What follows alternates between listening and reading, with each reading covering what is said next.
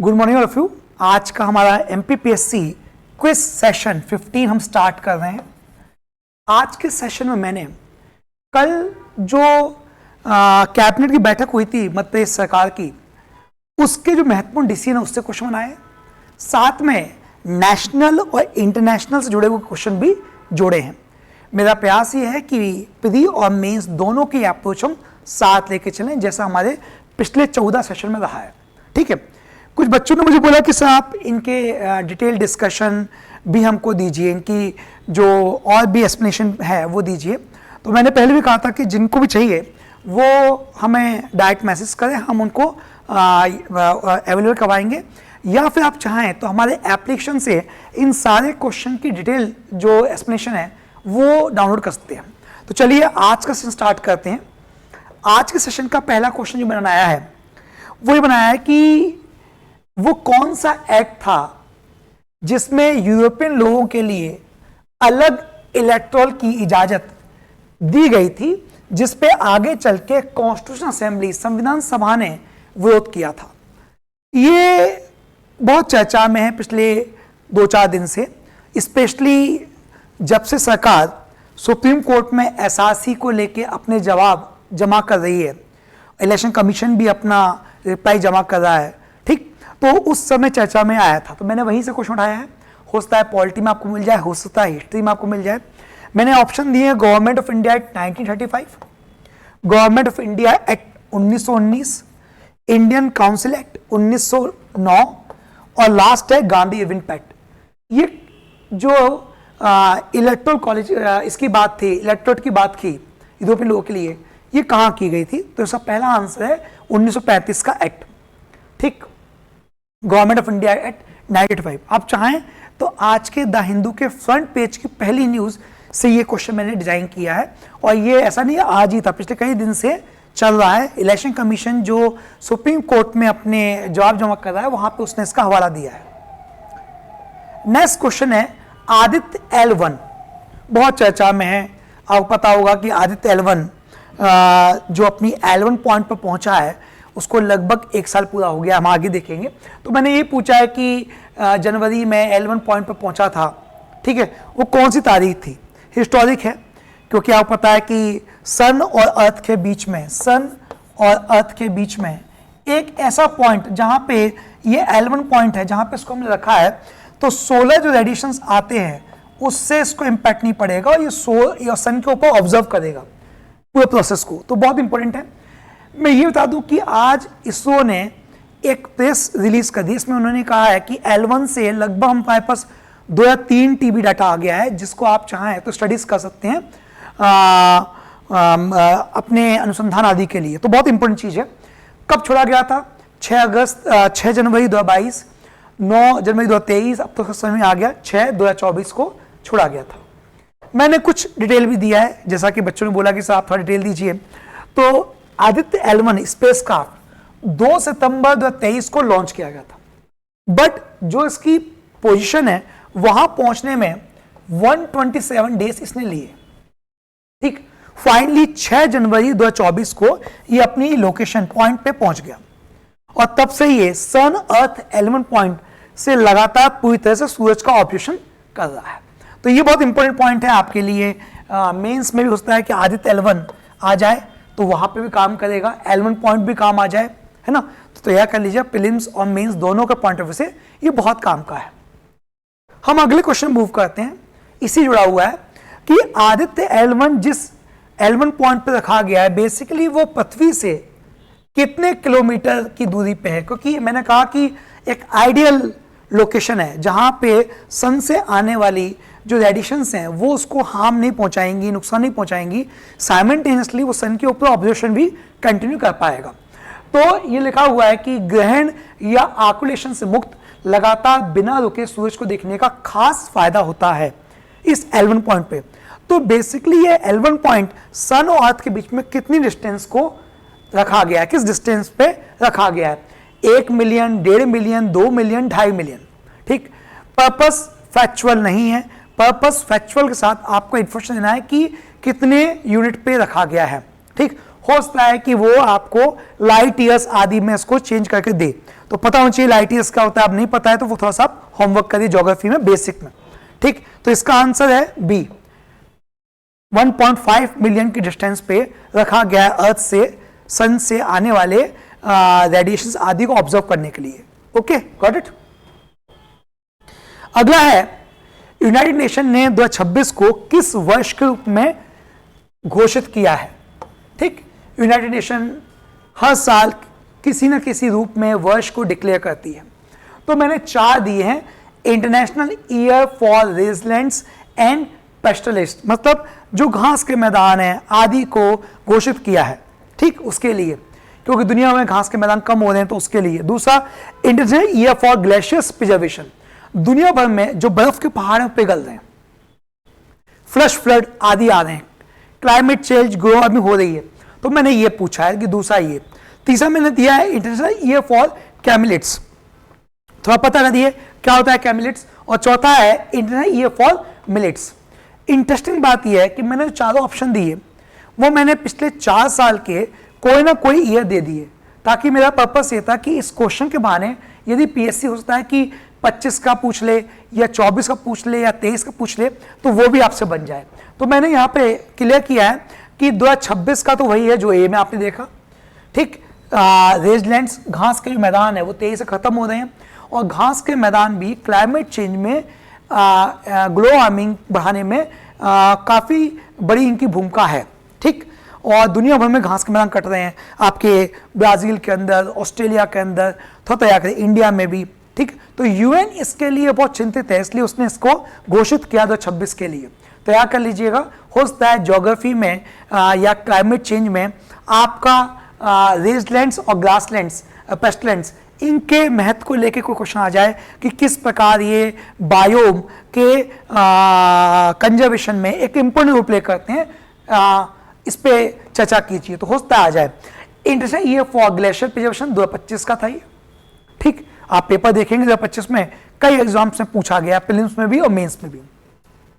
International year for कैमिलेट्स और international year for millets, ये मैंने कल भी बोला था कि बहुत इंपॉर्टेंट है। 2023 में हमने मोटे अनाज, जिसको प्रधानमंत्री मोदी ने श्री अन्ना नाम दिया है, और रिसेंटली आपको पता होगा श्री अन्ना के नाम से प्रसादम पहली बार मध्य प्रदेश के महाकाल मंदिर में शुरू किया गया है।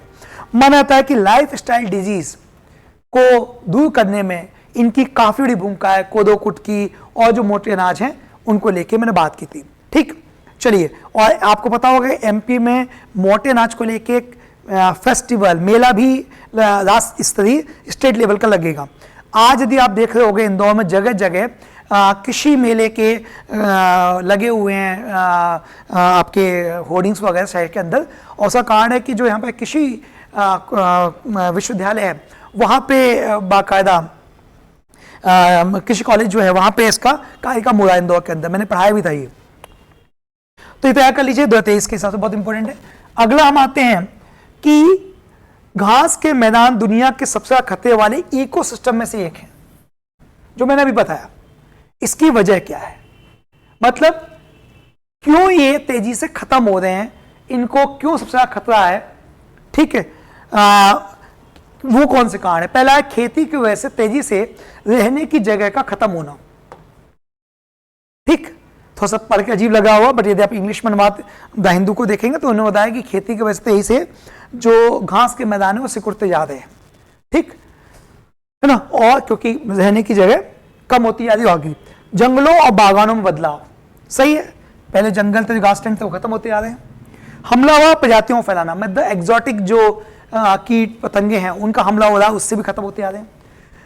फॉसिल फ्यूल निकालना, कई जगह दुनिया में ऐसा भी देखा गया कि घास के मैदानों से जो फॉसिल फ्यूल निकाल रहे हैं वहां से भी तेजी से ये घास के मैदान खत्म होते जा रहे हैं। सिर्फ ए और बी, सिर्फ बी और सी और सभी, इसका आंसर है सभी।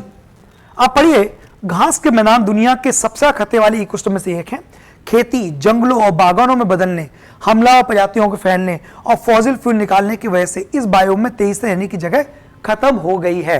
तैयार कर लीजिए, प्रीलिम्स के लिए बहुत इंपॉर्टेंट है। फिर मैंने पूछा है कि डैश डैश डैश करके कि सबसे ज्यादा बायोडाइवर्स वाले सवाना में से एक, जिसे सेरोड़ा कहते हैं, कहां है? अब कई लोग पता नहीं सेरोड़ा क्या है। ठीक, दुनिया में सवाना जो ग्रासलैंड्स है, वो पड़ा होगा टेम्परेट ग्रासलैंड्स, ट्रॉपिकल ग्रासलैंड्स, है ना। यदि आप थोड़ा सा भी साउथ अमेरिका को देखें तो साउथ अमेरिका में जो ब्राजील का इलाका है ना, यहाँ जो सवाना ग्रासलैंड्स हैं, इसकी मैं बात कर रहा हूं, इनको बोलते हैं शेरोडो। यहाँ पे जो घास के मैदान है उनको बोलते हैं शेरोडो। हो सकता है कि एग्जाम में आ जाए शेरोडो। ठीक, कहाँ है? तो इसका आंसर है ब्राजील। मैंने कोशिश करी कि ब्राजील दूं, फिर मैंने इधर अफ्रीका में उसी सेम लैटिट्यूड पे आपको कॉन्गो दिया, फिर सेम लैटिट्यूड पे आ गया कि आप देखेंगे जीरो डिग्री के आसपास इंडोनेशिया, फिर अंडमान निकोबार। कई लोग स्पेन लाएंगे, बट इसका आंसर है आपका ब्राजील। डिटेल दी है। ठीक, आज के अखबार में हेडिंग थी कोई शेरोडो नहीं, कोई अमेजोन नहीं। मतलब अमेजोन फॉरेस्ट बिना शेरोडो का पॉसिबल ही नहीं है। शेरोडो जो वनस्पति है उसके बिना अमेजोन की कल्पना नहीं की जा सकती। ब्राजील दुनिया के सबसे ज्यादा बायोडाइवर्स वाले सवाना में से एक है, ठीक है, जिसे शेरोडो कहते हैं। ब्राजील के 12 वाटर स्टम्प में से 8 यहीं पे हैं, जैसे साओ फ्रांसिस्को, टोकाटीन आदि। ठीक, शेरोडो पर दबाव है। असल में देश के अमेजन में रेन फॉरेस्ट के मुकाबले शेरोडो घास के मैदान में इंसानी गतिविधियां और क्लाइमेट चेंज की वजह से दुगना नुकसान हुआ है। तो ये पूरा इलाका बहुत तेजी से खतरे में आ गया। यहां पे चीजें खत्म होती जा रही हैं। इनमें से किस देश ने राइट टू डिस्कनेक्ट शुरू किया? आज के द हिंदू के एडिटोरियल पेज पे शशि थरूर जी ने एक आर्टिकल लिखा है। अब आपको पता चाहिए शशि थरूर जी ने बेसिकली अभी रिसेंटली पार्लियामेंट के सेशन में एक प्राइवेट मेंबर बिल प्रस्तुत किया था और उन्होंने कहा था कि पूरे भारतवर्ष में इस प्रकार से राइट टू डिस्कनेक्ट होना चाहिए। सर्वप्रथम आपको पता होना चाहिए प्राइवेट मेंबर बिल किसको बोलते हैं। हमको पता है कि संसद में, पार्लियामेंट में 3 चीजें होती हैं, एक राष्ट्रपति और फिर हमारे 2 सदन, एक लोकसभा और एक राज्यसभा। Got it? आपको पता है कि जो रूलिंग पार्टी है उसके बाद अपोजिशन पार्टी, दो ही होंगे, एक रूलिंग पार्टी, अपोजिशन। तो रूलिंग पार्टी में मंत्री जब कोई बिल लेके आता है जिसका मंत्रालय है तो वो कहलाता है गवर्नमेंट बिल। और मंत्री के अलावा चाहे रूलिंग पार्टी से हो चाहे अपोजिशन से हो, मंत्री नहीं है लेकिन वो जो बिल लेके आता है उसको बोलते हैं प्राइवेट मेंबर बिल। आमतौर पर ये बिल जब संसद से पास होते हैं तो ये बन जाते हैं एक्ट। ठीक, क्योंकि सरकार बहुमत में सरकार का मंत्री लेके आया है तो आमतौर पे गवर्नमेंट बिल के एक्ट में कन्वर्ट होने की संभावना ज्यादा होती है। लेकिन प्राइवेट में बिल भी कभी कभी इतने महत्वपूर्ण होते हैं कि भले ही उसको प्राइवेट मेंबर लेके आता, मतलब मंत्री के अलावा जब कोई व्यक्ति लेके जब कोई सदस्य लेके आए, व्यक्ति नहीं सदस्य, member of parliament other than minister, जब कोई बिल लेके आए उसको बोलते हैं प्राइवेट मेंबर बिल। समझ गए? Either from ruling party, opposition, बस। प्राइवेट मेंबर मतलब ये नहीं कि हम आप लेके पहुंच जाए, होना तो चाहिए मेंबर, ठीक, हाउस का, चाहे राज्यसभा का चाहे लोकसभा का। तो शशि थरूर लेके आए। तो ये कभी कभी भारत के इतिहास में प्राइवेट मेंबर बिल भी पास हुए हैं और एक्ट बने हैं। आपको पता करना चाहिए, यूपीएससी में ऐसा क्वेश्चन आ चुका है, हो सकता है इस साल ये रिपीट हो जाए। प्राइवेट मेंबर बिल भारत में अंतिम बार कब पास हुआ था? भारतीय इतिहास में इतने सारे बिल पास हुए हैं, इनमें से कौन कौन से कितने नंबर प्राइवेट बिल पास हुए हैं? ये बात बिल्कुल सही है कि प्राइवेट मेंबर बिल बहुत कम पास हुए हैं, लेकिन प्राइवेट बिल पास हुए हैं और एक्ट बने भी हैं। था पढ़िएगा, ठीक।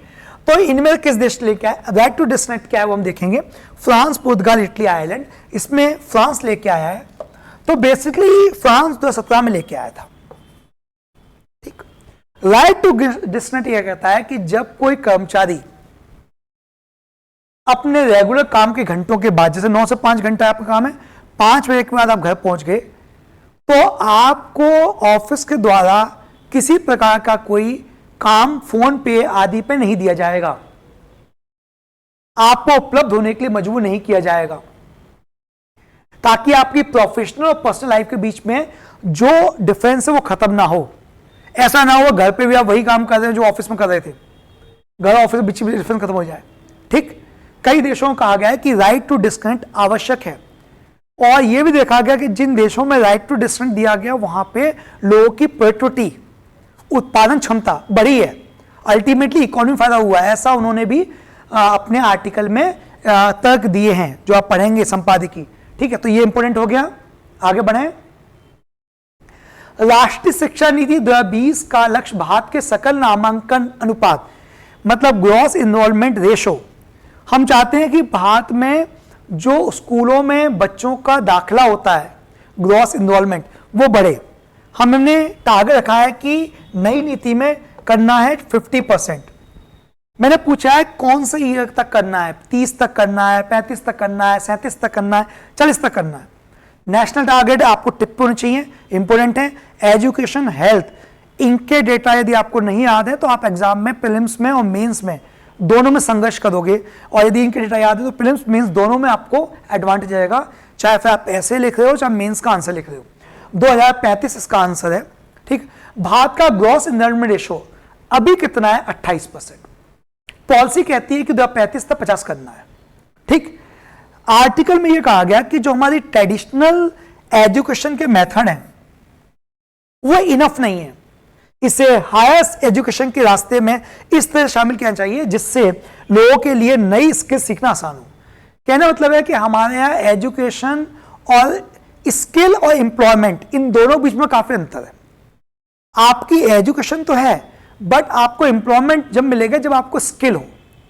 ठीक, तो आपकी एम्प्लॉयमेंट, एम्प्लॉयबिलिटी, आपकी रोजगार पाने की क्षमता इस बात पे निर्भर करती है कि आपने कितनी कुशलता, कौशलता, स्किल्स इंप्रूव करी विद एजुकेशन। ये इसने सुझाव दिया है, ये मैंने आपको जानबूझ के लिख के दिया ताकि आप मेंस में इसको यूज कर सके। आगे, चीन ने जापान को डुअल यूज आइटम के एक्सपोर्ट पे बैन लगा दिया। आज के न्यूज़पेपर में चाइना ने जापान को कहा है कि ऐसी टेक्नोलॉजी जिनका डुअल यूज होता है, ऐसे आइटम्स, वो हम अपने देश से आपको नहीं देंगे। तो मैंने पूछा है कि डुअल यूज आइटम है क्या? कोई सामान को बोलते हैं, कोई सॉफ्टवेयर टेक्नोलॉजी को बोलते हैं, या रेयर अर्थ मिनरल्स को बोलते हैं, या सभी को बोलते हैं? तो इसका आंसर है सभी को बोलते हैं। बेसिकली डुअल यूज आइटम ऐसे सामान, सॉफ्टवेयर और आपके रेयर एलिमेंट हैं जिनका सिविल में तो यूज होगा, नागरिकों को यूज होगा, पीस के लिए, शांति के लिए यूज होगा, लेकिन जिनका सैन्य उपयोग संभव है। चाइना को डर है कि जापान उसके यहां से उन चीजों को मंगा के, जो डुअल यूज आइटम हैं उनको मंगा के वो उसके खिलाफ इस्तेमाल करेगा। ठीक, शांति के नाम पे बुला के उसको इस्तेमाल करेगा मिलिट्री यूज पे। जैसे फॉर एग्जांपल न्यूक्लियर टेक्नोलॉजी के दोनों यूज हैं, सिविलियन भी है और मिलिट्री भी है। ठीक है ना, यदि आप वेपन्स रूप में इस्तेमाल करेंगे तो मिलिट्री हो गया। ठीक, और आप केवल पावर के लिए यूज करेंगे, सिविलियन हो गया। तो ये ने कहा है कि हम ऐसी चीजों को जापान को एक्सपोर्ट नहीं करेंगे, चाइना ने ये कहा है। नेक्स्ट, ठीक, अब कल कैबिनेट की बैठक हुई थी। कैबिनेट की बैठक में कुछ निर्णय लिए गए, तो मैंने सीधे उठा के निर्णय पूछ लिए कि मंत्री परिषद द्वारा प्रधानमंत्री जनजातीय आदिवासी न्याय अभियान योजना का विस्तार दिया गया है। अभी 1 अप्रैल आने वाला है, खत्म होने वाला था इसका समय। सरकार ने कहा कि जितनी भी योजना 1 अप्रैल 2026 खत्म हुई थी, हम इनको एक्सटेंड कर रहे हैं, either for 2 years, either for 4 years. तो ये एक्सटेंड की गई 2 ईयर्स, 26 से 28। तो याद रखिएगा, जो जनमन है ये 26 से 28 के लिए बढ़ाई गई है। अब जनमन योजना में होता क्या है? बेसिकली मध्य प्रदेश के 22 जिलों में वो विशेष जनजातियां जिनका नाम है बैगा, भारिया, सहरिया, इनके इंफ्रास्ट्रक्चर, रोजगार आदि के लिए ये योजना शुरू की गई है। तो मैंने पूछा है कि 1 सही है, 2 सही है, दोनों सही है, ना कोई। मैंने मैक्सिमम क्वेश्चन दोनों सही दिए हैं ताकि मेरा पर्पस केवल था कि योजना क्या है, सरकार का निर्णय क्या गया है। हो सकता है पीएससी पूछ ले कि हाल ही में मध्य प्रदेश सरकार ने जनमन योजना को 1 अप्रैल 2026 से कब तक के लिए विस्तार दिया है? तो आपका देखिए कि 28 तक के लिए दिया है, 31 मार्च। Got it? और यदि तब तक इस योजना का उद्देश्य पूरा नहीं हुआ तो फिर इसको फर्दर एक्सटेंड किया जाएगा, या हो सकता है कि इसमें कुछ कोर्स करेक्शन किया जाए, जैसे मनरेगा में जी राम जी कर दिया गया, मनरेगा में कुछ नई चीजें जोड़ के उसका नाम चेंज कर दिया गया। Got it? चलिए, आंसर है सी। अगला, नेप्था मेजर इरिगेशन प्रोजेक्ट किससे संबंधित है? ये भी बेसिकली सरकार ने निर्णय लिया था, एक हाइड्रो इलेक्ट्रिक प्रोजेक्ट, एक ये मेजर इरिगेशन प्रोजेक्ट है, एक बृहद सिंचाई परियोजना है, जिसके लिए सरकार ने कैबिनेट बैठक में कुछ राशि आवंटित की। तो मैंने पूछ ली रीवा, सागर, बुरहानपुर, कटनी, आंसर इसका बुरहानपुर। तो कल की बैठक में बुरहानपुर की एक आपकी बृहद मतलब मेजर और एक स्मॉल, 2 इरिगेशन प्रोजेक्ट के लिए सरकार ने प्रस्ताव पास किया है। ठीक है, तो बुरहानपुर जिले के नेपा नगर तहसील की नाफ्ता बृहद परियोजना, इसके लिए इतना पैसा आवंटित किया है। Got it. आगे फिर मैंने पूछा है प्रधानमंत्री ग्राम सड़क योजना को विस्तार दिया गया, बिल्कुल सही बात है, इसको भी 26 से करके 31 कर दिया गया। वहां था न्याय योजना 26 से 28 और ये जो है सड़क योजना 26 से 31। ठीक, और इसके तहत 20,000 किलोमीटर सड़क और इतने पुल का निर्माण किया जाएगा इस अवधि में। ठीक, दोनों स्टेटमेंट सही है, मैंने ऐसा कहा आपको कि मैंने दोनों स्टेटमेंट करेक्ट पूछे हैं। ठीक, फिर मैंने पूछा है प्रधानमंत्री ग्रामीण सड़क योजना के अंतर्गत नियमित सड़कों का नवीनीकरण एवं उन्नयन के लिए 1 अप्रैल 2026 से 31 तक का एक और विस्तार दिया गया है। तो ये एक और स्कीम ली गई है, इसमें इतने नवीनीकरण मार्ग किए जाएंगे। ये भी दोनों स्टेटमेंट करेक्ट है। नमो ड्रोन दीदी, सीएम ने रिसेंटली एक कार्यक्रम किया जिसमें कहा कि माननीय प्रधानमंत्री के द्वारा जो नमो ड्रोन दीदी कार्यक्रम शुरू किया गया है, इसके कई सारे लाभ हैं। ठीक, जैसे उन्होंने कहा कि इसका एक लाभ तो है वुमेन एम्पावरमेंट, क्योंकि इससे महिलाओं को रोजगार प्राप्त हो रहा है। दूसरा, इससे खेती में भी जो आप छिड़काव करते हो रसायन आदि का, उसमें भी आपकी लागत कम हो रही है, तो किसानों को भी लाभ हो रहा है, समय की बचत भी हो रही है और सबसे ज्यादा संसाधन की बचत भी हो रही है, क्योंकि मशीन के उपयोग से आप उसका जो छिड़काव कर रहे हो वो कम आपको इस्तेमाल करना पड़ रहा है। तो ये ठीक है, कीटनाशक उद्योगों के लिए ठीक है। योजना के तहत ड्रोन खरीद पे कुल लागत का 80% अनुदान ग्रांट है, ये हितग्राहियों को उपलब्ध कराया जाए। जो भी बेनिफिशियरीज है उन्हें गवर्नमेंट 80% ग्रांट दे रही है, पहली बात। ठीक, ग्रांट इन एड। और दूसरा, जो भी इसमें बेनिफिशियरीज हैं उनको 50,000 रुपए की राशि देनी है। माननीय सीएम ने अपने कार्यक्रम में ड्रोन दीदी जो महिलाएं जो उसमें काम कर रही हैं उनसे 1-to-1 कन्वर्सेशन भी किया। इसमें दोनों स्टेटमेंट सही हैं। ये नमो ड्रोन दीदी तैयार कर लीजिए, ये वुमेन एम्पावरमेंट कहीं आप मेंस में इस्तेमाल कर दीजिएगा, एग्जाम्पल तौर पे आपको ज्यादा नंबर मिलेंगे बाकी से। ठीक है, गॉट इट। अब रिसेंटली सड़क परिवहन मंत्री केंद्रीय श्री नितिन गडकरी जी मध्य प्रदेश की यात्रा पे थे। उन्होंने इस दौरान मध्य प्रदेश सड़कों को लेकर बहुत सारी घोषणाएं करी और बहुत सारी चर्चा करी। उन्होंने एक बात कही कि मैं बहुत निराश हूं कि मध्य प्रदेश का जो सड़क घनत्व है, जो रोड डेंसिटी है, वो नेशनल से कम है और कई राज्यों से कम है। और उन्होंने बाकायदा इसको कोट किया कि कितना है। तो मैंने पूछ लिया कि रोड डेंसिटी कितना है, तो आपको पता चाहिए कि किलोमीटर प्रति 100 स्क्वायर किलोमीटर। ठीक, किलोमीटर प्रति 100 स्क्वायर किलोमीटर इसको काउंट किया जाता है। होता पूछ ले कि रोड डेंसिटी को काउंट करने या उसका कैलकुलेट करने का फॉर्मूला क्या है या उसकी यूनिट क्या है। तो इसमें 102.20, 112.20, 40.20, 162.20, तो 162.20 ये इसका एग्जैक्ट मैंने दिया है आपको कि ये हमारे एमपी की रोड डेंसिटी है। अब आपको एमपी की रोड डेंसिटी पता है तो आपको इंडिया की रोड डेंसिटी भी पता होनी चाहिए। क्यों पता होनी चाहिए? क्योंकि रोड केवल कनेक्टिविटी लेके नहीं आती है, रोड कनेक्टिविटी के अलावा ग्रोथ लेके आती है। कहते हैं जिन इलाकों में रोड नहीं होती वहां पे विकास नहीं पहुंचता, जहां पे रोड होती है वहां विकास पहुंचता है। ठीक है, शिक्षा, स्वास्थ्य आदि को लेके आपने देखा हो मध्य प्रदेश में कई इलाकों में जहां रोड नहीं थी वहां लोगों ने प्रोटेस्ट किया। ठीक, पीछे कुछ साल पहले महिलाओं ने प्रोटेस्ट किया, गर्भवती महिलाओं ने यह कहा कि हमारे इलाके में रोड नहीं है। ठीक, तो हम लोग को स्वास्थ्य सुविधा नहीं मिल पाती, हम जो गर्भावस्था के दौरान हमें जो लाभ मिलना चाहिए प्रेगनेंसी के दौरान वो हमको नहीं मिल पा रहा है। ऐसे कई सारे कॉन्ट्रोवर्सीज भी हुए, तो पता होना चाहिए आपको। मैंने अगला क्वेश्चन वहीं से पूछा है, देश का नेशनल रोड डेंसिटी कितना है? इंडिया का तो एमपी का पता लग गया 162 कुछ पॉइंट है ना, तो इसका कितना है? 70, 82, 201, 250, तो इसका फिगर है 201। ठीक है, फिर याद रखिए मैं जानबूझ 250 फिगर दिया था, 201। नेक्स्ट, एमपी में जब आए थे सड़क परिवहन मंत्री केंद्रीय, उन्होंने कहा कि टाइगर टूरिज्म कॉरिडोर बनाया जाएगा। तो मैंने पूछा कि टाइगर टूरिज्म कॉरिडोर में किन किन को जोड़ने की बात चल रही है। ऑप्शन 1 में मैंने दिया है पेच, कान्हा, बांधवगढ़। ऑप्शन 2 में दिया है कान्हा, बांधवगढ़ पन्ना, चौथे में दिया है पेच बांधवगढ़ पन्ना, और चौथे में लास्ट में दिया है पेच कान्हा बांधवगढ़ पन्ना। आंसर इसका डी। और आप देख लीजिए मध्य प्रदेश भारत के पहले राज्य स्तरीय बहुराष्ट्रीय उद्यान बाघ कॉरिडोर निर्माण कर रहा है। ठीक है ना, तो ये देख लीजिएगा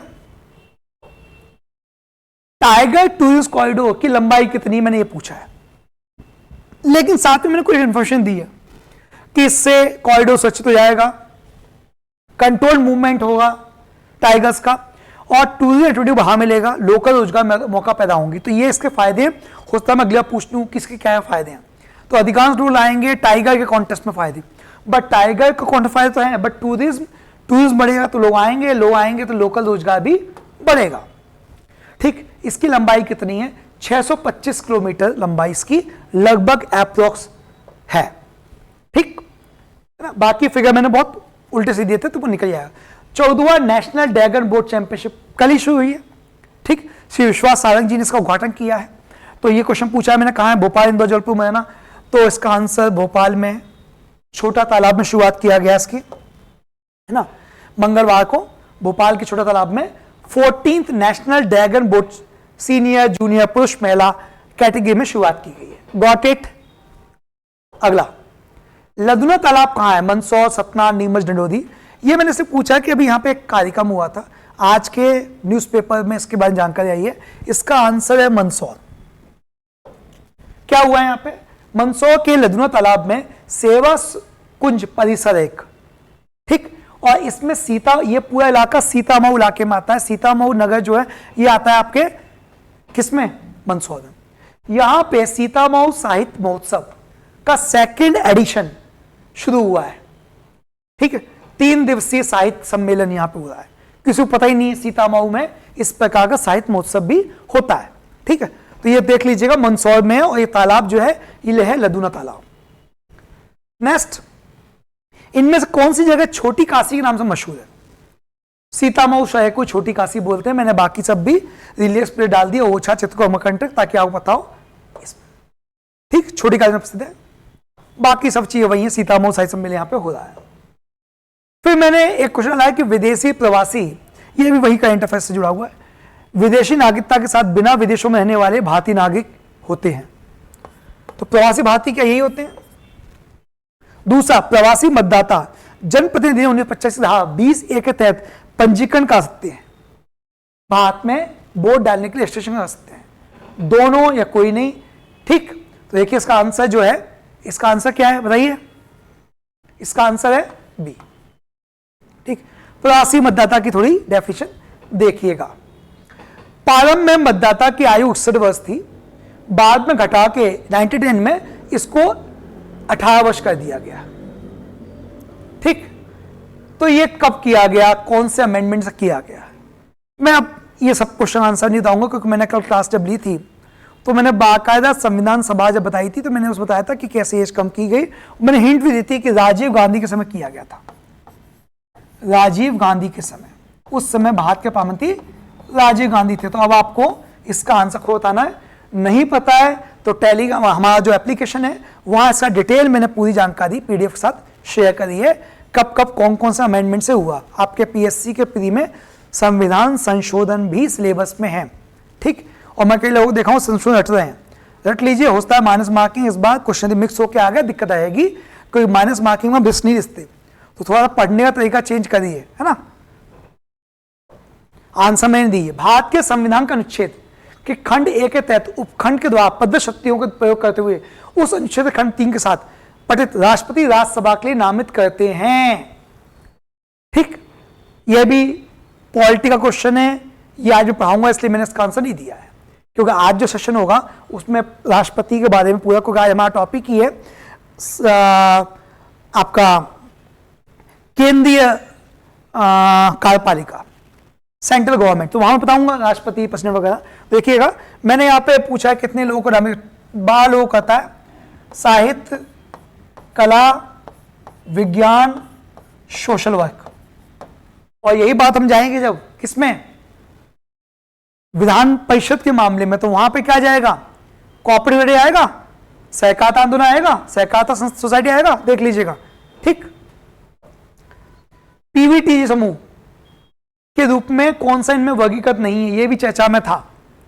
ये 3-4 क्वेश्चन मैंने लास्ट के इनके आंसर नहीं दिया जानबूझ के, ताकि आप थोड़ा सा आके एप्लीकेशन पे जाके देखें कि क्या इनके डिटेल आंसर हैं, ये क्यों न्यूज में था। ठीक, पीवीटी समूह क्या होता है, ये तमाम जानकारी आपको एप्लीकेशन पे मिल जाएंगी। अंडमान निकोबारी शोम्पेन ओंग, बताइए इनमें कौन सा पीवीटी समूह के रूप में नहीं है। ठीक, तो आपको अब कौन से हैं कौन से नहीं है इनमें डिफरेंस करना है। हर साल जून में विश्व मरुस्थलीकरण एवं सूखा निवारण दिवस को मनाया जाता है। 15 जून, 17 जून, 19 जून, 21 जून। ठीक, मैंने अभी बताया था पीछे ग्रासलैंड्स को लेके, तो ये भी आपको इसका आंसर मैंने नहीं दिया है। आज जानबूझ के 4-5 क्वेश्चन आंसर होके, ताकि आप अगले सेशन में और देखें। कुछ के आंसर आपको अगले मिल जाएंगे अपकमिंग में, और कुछ के आंसर अभी जो पॉलिटी क्लास चलेगी 3 बजे से, उसमें आपको लाइव मिलेंगे। ठीक है, थैंक यू।